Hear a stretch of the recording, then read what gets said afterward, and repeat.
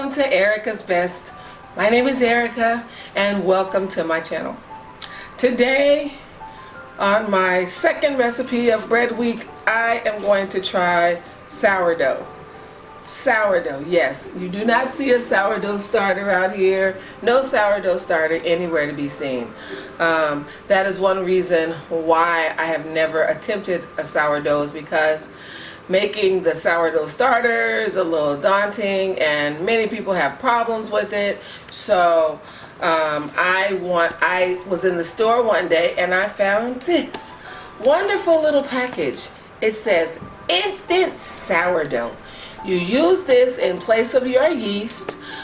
So whatever your recipe says for the yeast, this right here replaces a regular 2.5 ounce package of yeast. This is equal. So if your recipe calls for a tablespoon, you want to use a packet and a little bit more than half of the packet. And that's what I did. So I used the whole packet plus about half of another packet. In my bowl, I have 6.5 cups of flour, 1 tablespoon of salt, and in this jar I have this instant sourdough yeast package along with some 2 or 3 tablespoons of sugar. I'm going to add these two together. I'm going to go put it on my mixer with my dough hook, and I'm going to mix this dough until I have a nice soft kneaded dough. If you don't have a dough hook, you can mix this by hand and knead it by hand, but I have a mixer that does that for me, so I choose to use it. So I will see you back in a minute because it's kind of loud. So I'm going to go mix this and knead it, and then I'll come back with my dough ready for the first proof. So here's our ball of dough. It is ready to go. I ended up having to add a little bit more flour, and as you're kneading it, you'll be able to tell whether you need to add more flour or not. So I'm going to now put this back into the bowl, and I'm going to put this plastic bag over the top. You can put saran wrap, a plastic bag like me, or you can put a damp kitchen towel over the top, and you're going to let that proof for about an hour. It should double in size. Right now it's about, let's see, right now it's almost half, so it should rise up pretty good in about an hour.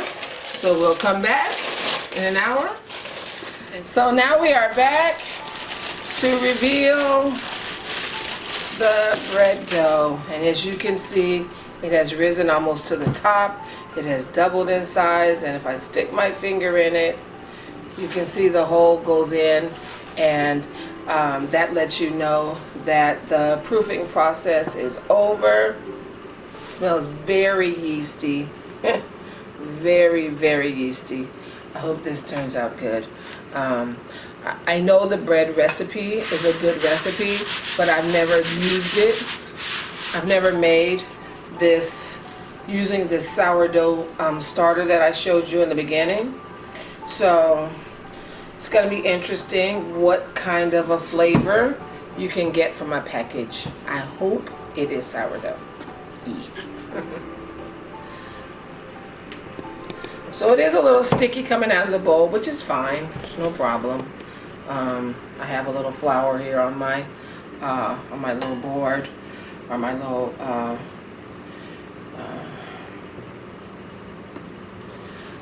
put that to the side, and just knead it a little bit, bring it together a little bit. You don't have to do this extra kneading. You can just bring it together, flip it over, because all I want to do at this point is just cut it in half. And bread dough cuts just like anything else. So there's my 2 pieces, and I have a little bit more flour here out on my board. I was thinking to make these into individual little sourdough rolls that I could use to make sandwiches, but I think I'm just gonna make some regular loaves, and I'll try that the next time I make this. So I'm just gonna roll it out, trying to get it into kind of a rectangular type of a shape, and it's easier for rolling the loaf. You keep turning it, stretching it, trying to get it to that shape that we're looking for. This is going to be shaped just like I shaped the French bread.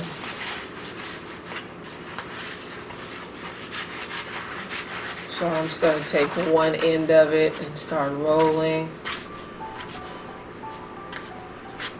and then pinch the ends.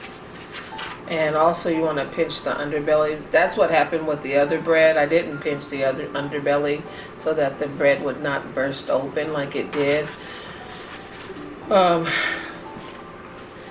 then I'm going to put this loaf here on my parchment paper, and again I'm gonna put a little flour out here. This is the second loaf. Roll it out. Once I finish rolling it out, it will go for its second proof, and then after the second proof we will egg wash it and bake it.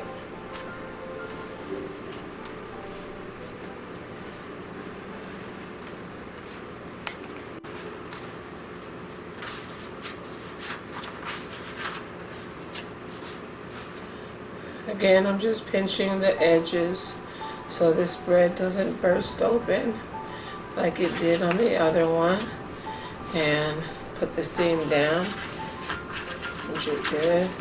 And I'm going to put it here on this rack.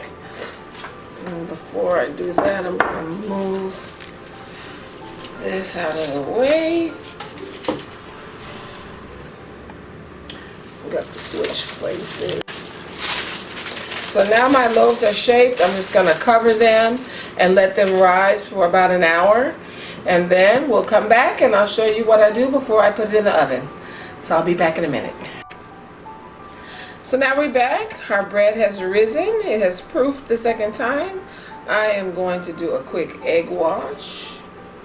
It aids in the browning of the bread. Always makes the bread look more finished. So I'm going to do that to the top of both of these loaves.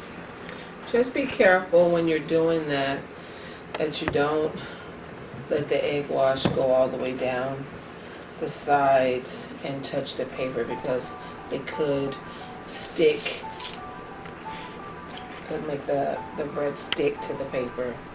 And this is just one egg with a tablespoon of water, and that gives you enough egg wash for probably 4 loaves of bread. I had some extra, so I'm using it for this bread. Alright, let's see. So this bread is ready to go into a 375-degree oven for about 25-35 minutes. When you know the bread is ready when you can pick it up and tap on the bottom and it sounds hollow. So 25 to 35 minutes, but then I'll check it, and if it's not hollow or if it hasn't browned properly, then I will leave it in more time. I will let you know exactly how long this bread took to bake. So I'll see you in a few. So the sourdough loaves have come out of the oven, and I let them cool for a little bit before I cut them. So let me cut this one. And let's see what it tastes like. Let's see if we actually have a sourdough loaf. Well, actually it's cooked good. Nice spring to it. Let me add a little butter. Let's see what this is. This is supposed to be sourdough. I showed you the little packet. I didn't use a sourdough starter. I just used this packet that said it was a sourdough starter. So let's see if it tastes like sourdough.